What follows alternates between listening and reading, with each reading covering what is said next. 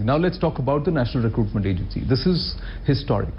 How are we going to go about this? Because you're looking at employing about 125,000 people yearly in central government postings through one exam. See, Anand, I think to put it in a single sentence, I would say this is an absolutely revolutionary reform, and could have happened without the personal intervention and the personal interest and indulgence of Prime Minister Modi. As you would have realized, that right from 2014, he's been taking a very keen interest in governance reforms. And there have been a number of path breaking in the past also, like putting an end to the attestation of the documents by gazetted officer, and then abolishing interviews in the process of selection. So all these have been youth-centric, particularly to benefit the lower strata of youth aspirants.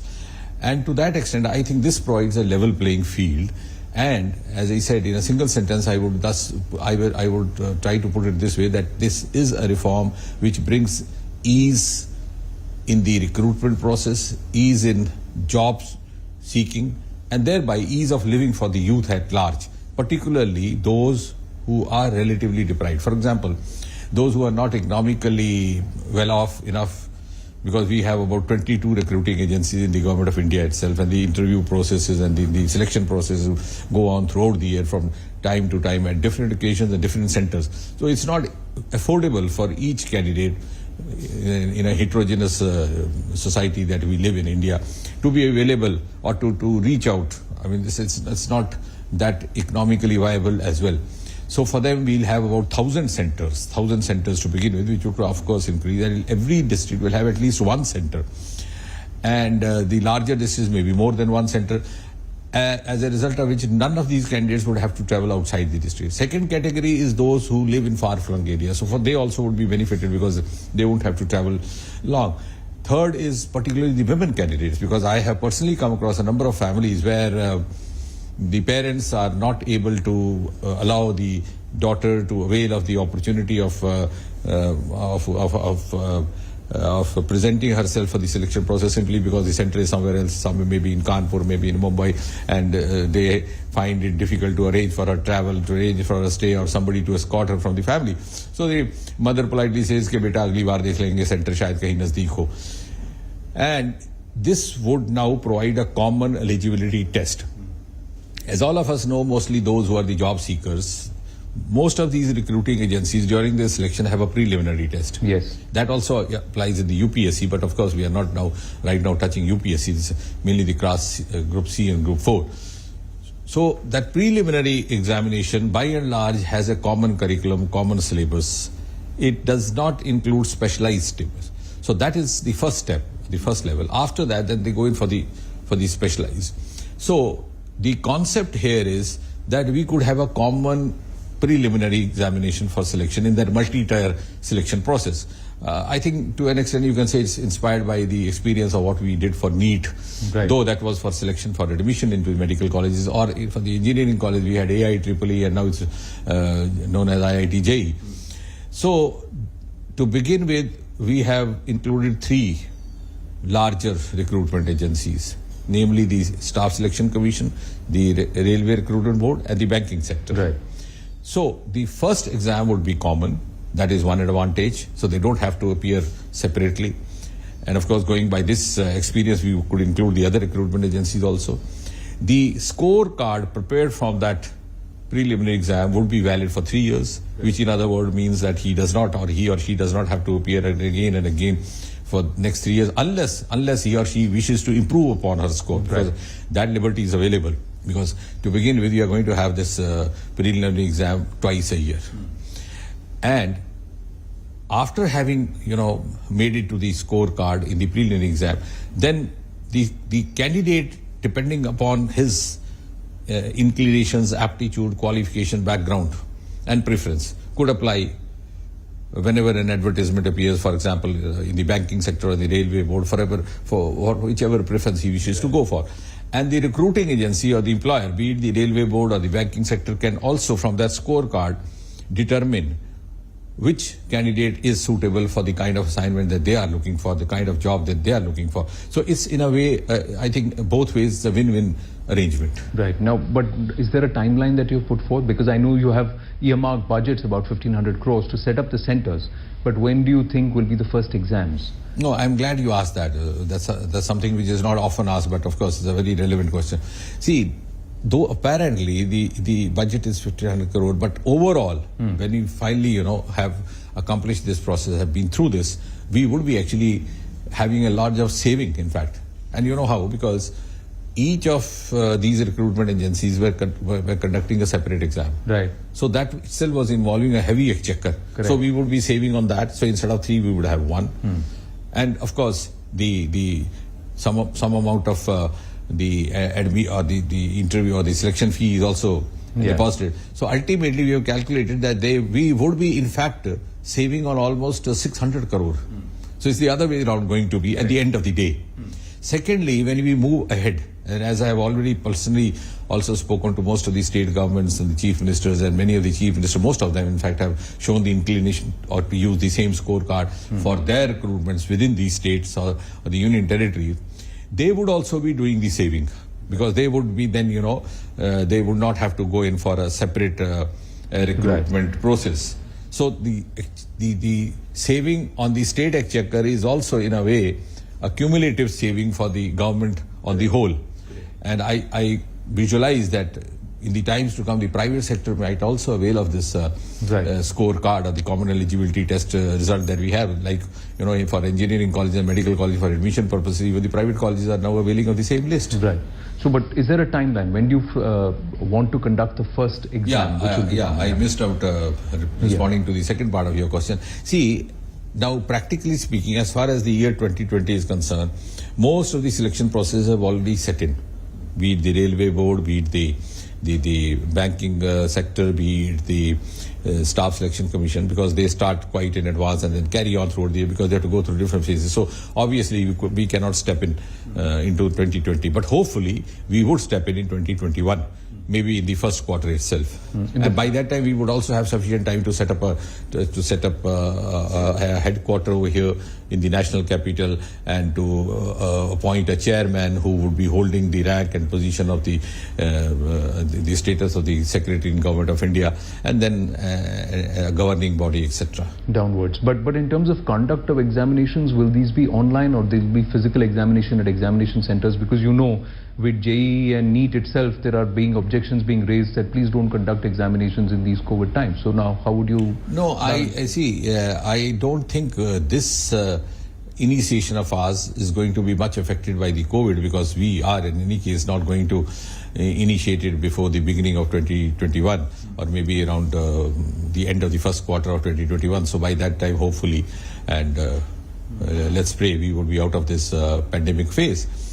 Of course, the exam would be online, and we would also conduct awareness programs for those who are new initiators into this online technology.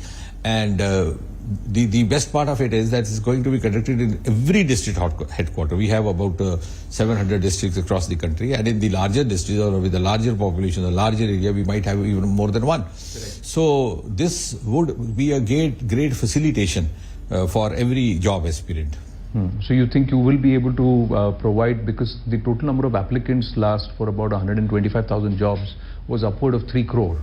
So if you're now going to pool this entire group, so you're going to have more than 3 to 4 crore people wanting to take these exams. See, the other aspect to look at it is actually, you're right.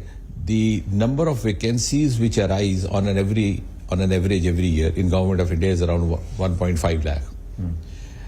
And the number of job applicants, from our experience, we have seen every year is about 2.5 crore. Now this 2.5 crore is the same crowd for the preliminary exam, because you see, and we are going to have it for class 10 pass outs, for class 12 pass outs, and for the graduates. So for example, assuming that you or I are graduates, then we are looking for a job. So we are looking for whatever job is available to us, kind of constrained and the pressures that we face in the Indian society. We have a choice, we have a preference, but at the end of the day, sometimes we also make compromises. Correct. So in order not to be taking a chance, we tend to apply everywhere. So this pool of that preliminary applicants virtually remains same. It could be 2.5, it could be 3, it could be 2.25. So it's in that range, plus minus 2.5 crore. So, but you're saying that you will be able to facilitate them taking their examinations. They won't have to come to an exam center. They can take it online from where they are. So even in far-flung districts, there will be connectivity. There will be people like in Jammu and Kashmir, in Manipur, in Ladakh, Yeah, I think the arrangement will be more facilitating than it has been in the past, for the simple reason that we did not have a mandatory center in every district. Yes.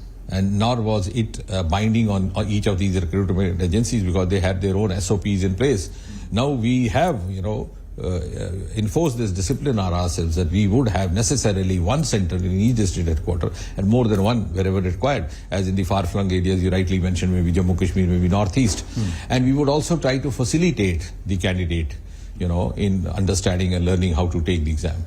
Well, so we look forward to the modalities. I know time is of essence, so there are one or two. I think one more point I would like to use this opportunity. Sure. One, of course, which we already discussed, that we are going to have about 1,000 centers to begin with, which is not the case in many other recruitment exams which have been happening. Secondly, another issue which is cropped up time and again in certain quarters is the languages. There has been a kind of suggestion that we should not confine ourselves only to English and Hindi. So while framing this exam, this common eligibility test, this was weighing heavy on our head. And therefore, we have decided that to begin with, we'll conduct it in 12 languages. I think that's a message we should go very loud and clear to the So those in Tamil Nadu can take the absolutely in Tamil, take it in Bangla. So we'll have 12 languages to begin with, and learning from that experience, we hope to include later on all the languages which are included in the 8th schedule of the Constitution. Okay. So that demand or that grievance would also be addressed through this new experiment.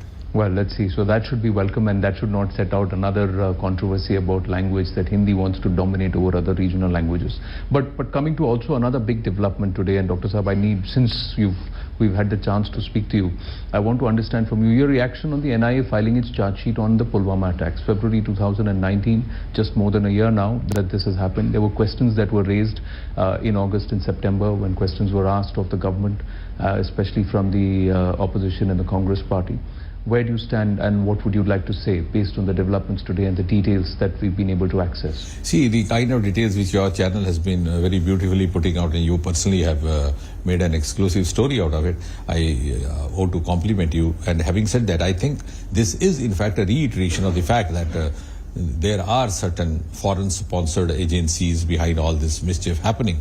And to those of the Kashmir apologists, be they in the Congress party or in the so-called intelligentsia, this is yet another eye-opener.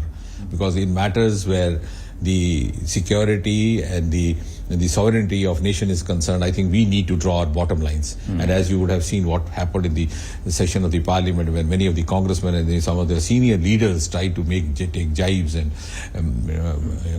find fault for unsubstantiated reasons, this could be a kind of an eye-opener for them, and I hope they would do the course correction now. Because one of the questions was asked is, ki RDX aaya kaise? Kahan se aaya RDX? Now we've given to understand that they use the Amavasya nights, the dark nights, to try and cross, bringing it in their backsacks. 20 kilograms was brought in by these people, and they tried to cross it from the Samba sector, from the border area. That's how they tried to... Absolutely. They have a very scientifically strategized plan. And they are being sponsored and guided by experts and specialists across the border. And that is something we have to be cautious about. Unfortunately, some of these whom you were referring, who find fault and at the drop of hat, would never call a terrorist a terrorist. Neither have the courage nor have the conviction. But they would find it a soft target to find fault with an Indian security person or even with the government, because they know that bound by discipline, the security person would not retaliate bound by discipline. The Modi government would also exercise its restraint. But you can check the records. None of them would openly. See, when you ask them, is so-and-so a terrorist, would you admit that? They would come up with a philosophical explanation. Look here, this is aspiration, this is that, this is that, this is that. And they would create a web of phraseology without actually responding to the point. Calling them a terrorist, yeah. Absolutely. Do you believe this entire narrative of a militant versus a terrorist, now this needs to be set aside and people should start calling them terrorists? Because yes, not only that, I would rather not hesitate going one step further to say that there is now a section which has developed a vested interest in the continuance of terrorism in India, particularly in Jammu and Kashmir. And this is virtually a nexus, which is a very dangerous nexus. This nexus includes certain people from the political spectrum. This nexus includes people from industry and business world. This nexus, unfortunately, very unfortunately, also includes some people from the media. Not of course Anand, but so they have thrived over the years, and the last 30 years they have learned to a convenient way of flourishing through this industry of terrorism. So that is, I think, the most dangerous phenomena which has emerged in the last 3 decades of militancy. So my final question, I have to ask you this, because 7 hours yesterday there was a lot of chintan and a lot of manthan which happened within the Congress party, and then they decided that they will continue with Sonia Gandhi at least till the time they can conduct an AICC session and an election. Somewhere there was also some charge that the BJP is deliberately trying to fuel and egg on some of the senior leaders within the party who had raised concerns about the way the Congress party is going on. See, Anand, I think this has already been responded to by our spokespersons, but just to repeat, we officially believe, and believe so by conviction, that this is an internal matter of the Congress party. So it's their business, their headache to resolve it. We have nothing to do with it. And to say that somebody is coming and disturbing them also amounts to admitting your own vulnerability. So I don't know what they are trying to make out of it. That's not a very that's not a statement being made by them from a position of strength. So I think they need to set their own house in order. BJP has nothing to do with it. But overall, what would emerge at the end of the day, maybe the analysts would say, that whatever be the political party, whatever be the region or the state in India, I think 2020 and maybe 21st century and the new generation is wary of dynastism. And therefore there's little room for that. Dr. Jitendra Singh, thank you very much. Thank you.